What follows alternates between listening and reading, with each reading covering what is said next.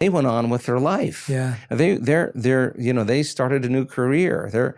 They're living in a new place. They're writing a book. They're on their way, and you're holding yourself hostage to the past, right? So then you got to trust that love is available or love is real. And in order for you to create someone in your life that is loving, you would have to be worthy of love, and that means you would have to feel love too. So I think people make their way out of this all the time, and we deal with severe PTSD, with veterans, and there's some pretty brutal memories there, and there's a lot of trauma that's stored in the body as well, and they deal with a lot of difficulties.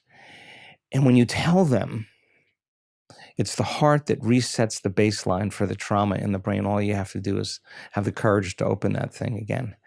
And they may come up against themselves for a few days, but once it happens, and they understand the process, their past is wisdom. They don't have to ever go back there again, right? They understand it all, but there's no charge associated with it any longer. And that's when we belong to the future, right? That's when the synchronicities and the coincidences and the miracles and the opportunities begin to show up in our life that prove to us that we are the creators of our life. What's the anatomy of belief? Because I feel like we know that beliefs are repeated patterns, they're repeated conditioned ideas, they're so hardwired. And if we were to start picking up, is it that we're picking apart our beliefs, or we're purifying them, or we're renewing them? Like what's the process? So I believe that all beliefs are created from past experiences. Mm-hmm.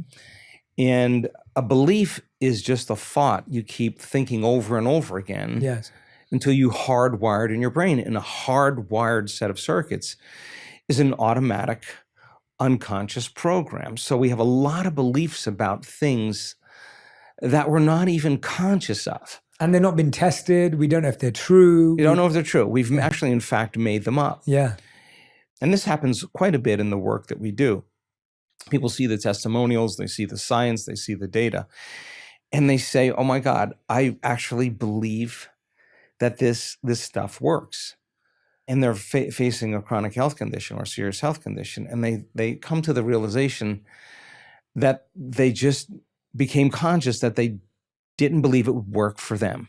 It would work. It looks like it works, but I never thought it could work for me. Now, this is a big moment, because this is the moment where you're stepping out of the bleachers onto the playing field, right? This is now where you got to show up for yourself, right?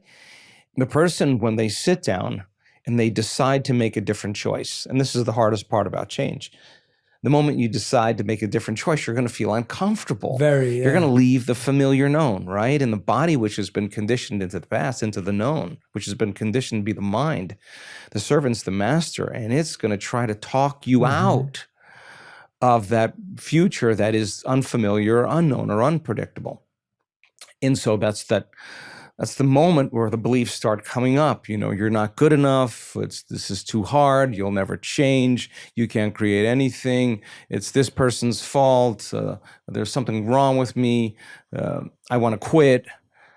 And then people say like, oh, well, I have ADD, I can't focus my mind. And it turns out they say, I'm not a good meditator, or I can't control my mind, and meditation's not for me. But really, I'm doing it wrong, they'll say. But in fact, they're actually doing it right.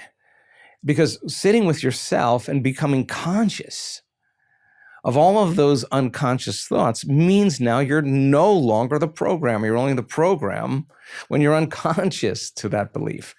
The moment you become conscious of that unconscious belief, the greater the probability that you won't go unconscious to it again. And that's how you become more conscious, is catching yourself going unconscious, and it becomes a skill.